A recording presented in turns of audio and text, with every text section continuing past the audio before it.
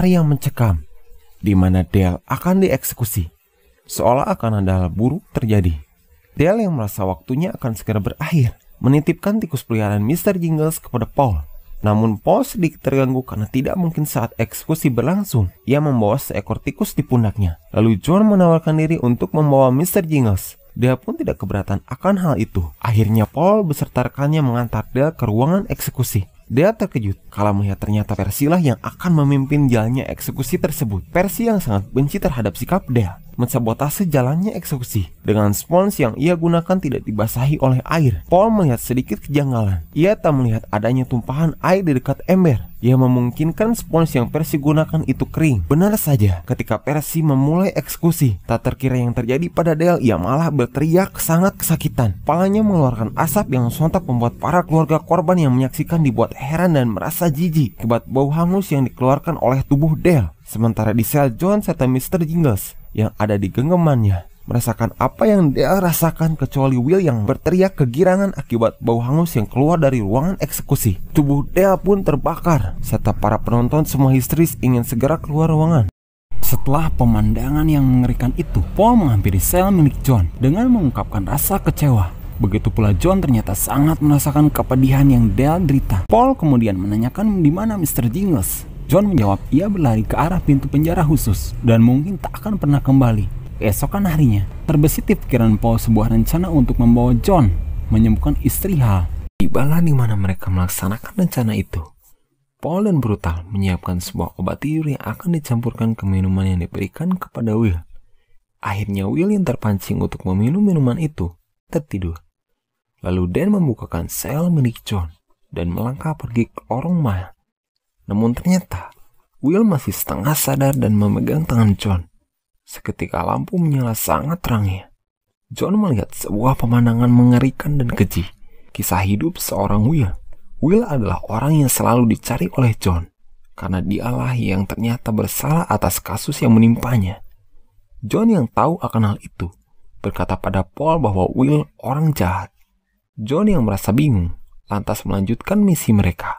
Mereka melanjutkan perjalanan ke sebuah tempat di mana Paul dan rekannya menyembunyikan sebuah mobil. John yang bertingkah layaknya bocah kecil berkata dia melihat sesuatu di langit yang membuat Paul harus mengerti yang diinginkan oleh John. Sampailah di mana mereka menyembunyikan mobil itu untuk digunakan menuju ke rumah Hal. Tak disangka Hal dan istrinya terbangun mendengar suara kebisingan di luar rumah. Hal bergegas memeriksanya dengan membawa senapan. Hal terkejut dan bingung melihat rombongan Paul dan sosok tahanan John Coffey. John tanpa perintah Paul turun dari mobil lantas menghampiri Hal. Hal yang aneh dengan tingkah John menodongkan senapannya. Dengan santainya John menurunkan senapan yang digenggam oleh Hal. John meyakinkan kedatangannya ingin membantu istrinya Melinda. Hal pun percaya dan memberikannya izin untuk masuk. John melangkah masuk ke kamar Melinda. Melinda yang melihat kedatangan John melontarkan kata-kata kotor. Dengan tenangnya John mendekati Melinda dan duduk di sampingnya. Dia berbicara sangat lembut kepada Melinda. Melinda bertanya kepada John, kenapa banyak luka di tubuhmu? Siapa yang melakukannya? John menjawab bahwa dia sudah tidak ingat lagi. Melihat keadaan Melinda yang melemah, John melakukan sesuatu terhadapnya. Tiba-tiba lampu menyala sangat terangnya. Datang goncangan seperti gempa. Keajaiban yang menakjubkan terjadi. John menarik sesuatu di mulut Melinda. Sebuah cahaya terang keluar dari mulut Melinda. Kemudian Hal yang sedari tadi melihat kejadian itu lantas memeriksa keadaan Melinda. Dengan menakjubkannya, Melinda terlihat sehat kembali seperti sedia kala. Hal sangat bahagia lantas memeluk Melinda. Paul memberitahu Melinda bahwa penyakit yang dideritanya telah sembuh total. Sementara John tak seperti biasanya, dia tidak mengeluarkan apapun dari mulutnya. John terlihat sangat kelelahan dan sesak. Melinda yang kebingungan atas apa yang terjadi, kaget saat melihat sosok John. Melinda berkata bahwa dia bermimpi bertemu di kegelapan bersama John. Melinda pun memberikan sebuah kalung yang diyakininya akan menjaga John. Rencana yang difikirkan Paul berhasil. Dia segera membawa John kembali ke Mile. Paul yang melihat keadaan John terkulai lemas dan sangat kelelahan, segera memasukkan ke sel miliknya. Paul teringat bahwa Percy sedang dihukum ke penjara khusus, lantas mengeluarkannya. Perlahan demi perlahan ikatan pada Percy pun dibuka, serta peralatan yang disita pun dikembalikan. Ketika Percy melangkah pergi, sempat menoleh John. Terlihat John berdiri tegap di dalam sel. Tak disangka John menarik leher Percy, kemudian mengangkatnya. Di luar dugaan, John memuntahkan serangga ke arah mulut Percy.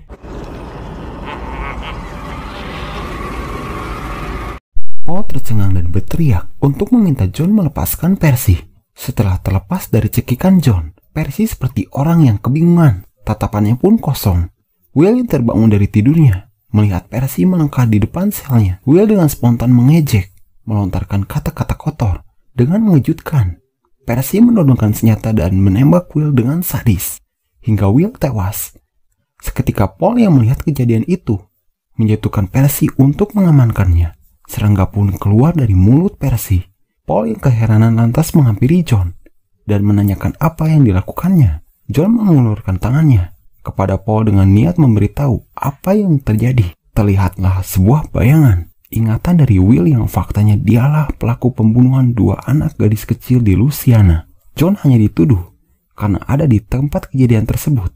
Paul begitu sedih hingga meneteskan air mata atas apa yang dilihatnya melalui genggaman John. Keesokan harinya, inilah waktunya John Coffey akan dieksekusi. Namun sebelum hal itu terjadi, Paul yang masih sangat terpukul melihat fakta bahwa John memilih untuk dihukum mati ketimbang dibebaskan. Maka ia pun menawarkan hal apa yang John inginkan untuk terakhir kalinya. John menjawab bahwa ia ingin sekali menonton film, karena semasa hidupnya ia berkelana layaknya seekor burung tersesat tanpa memiliki teman atau keluarga. Lalu hal itu disetujui oleh Paul dan brutal. Kala itu segeralah mereka mewujudkan permintaan yang John inginkan dan memutar sebuah film dansa. John pun merasa sangat takjub dan bahagia, sembari berkata, "Merekalah malaikat yang ada di surga." Tibalah kita di penghujung film, di mana inilah momen yang sangat menyentuh hati, sekaligus menyedihkan. Karena inilah waktunya John akan dijemput oleh Paul dan rekannya untuk melaksanakan eksekusi. John yang telah dijemput hanya mengatakan ia bermimpi tentang Mr. Jingles yang berhasil menampilkan sirkusnya, ditonton oleh John beserta kedua anak kecil Louisiana di pangkuannya. Akhirnya tibalah mereka di ruangan eksekusi, yang membuat John sangat merasa takut karena di situ banyak orang yang membencinya. Dan begitu terlihat sedih sambil memasang alat ke kaki John. Semua rekan Paul sangat kehilangan sosok John. Ketika John duduk di kursi listrik, wajah John akan ditutupi oleh kain penutup. Ia menolaknya dan berkata bahwa ia sangat takut akan kegelapan. Paul hanya menuruti apa yang John katakan. Ketika akan memberikan perintah, ia hanya diam saja yang membuat brutal, berusaha menguatkan Paul bahwa ia harus melakukannya.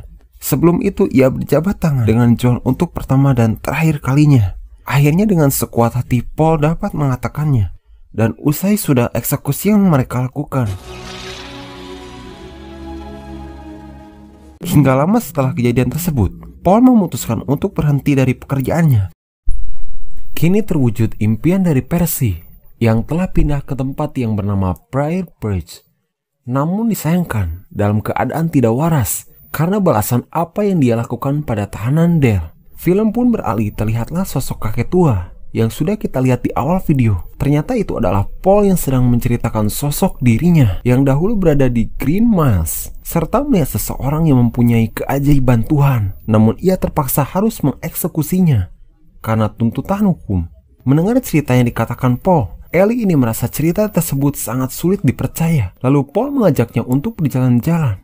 Sampailah mereka di sebuah rumah tua, yang ternyata di dalam rumah tersebut ada tikus kecil yakni Mr. Jingles. Melihat hal itu, Ellie merasa sedikit percaya pada cerita yang Paul katakan. Lalu Paul berkata bila Mr. Jingles masih hidup karena ketidaksengajaan John saat eksekusi Dale berlangsung. John memberikan setengah dirinya pada Mr. Jingles, sementara Paul menegaskan jika dirinya juga mendapat sebagian kekuatan dari John saat berjabat tangan dengannya dan melihat ingatan dari Will.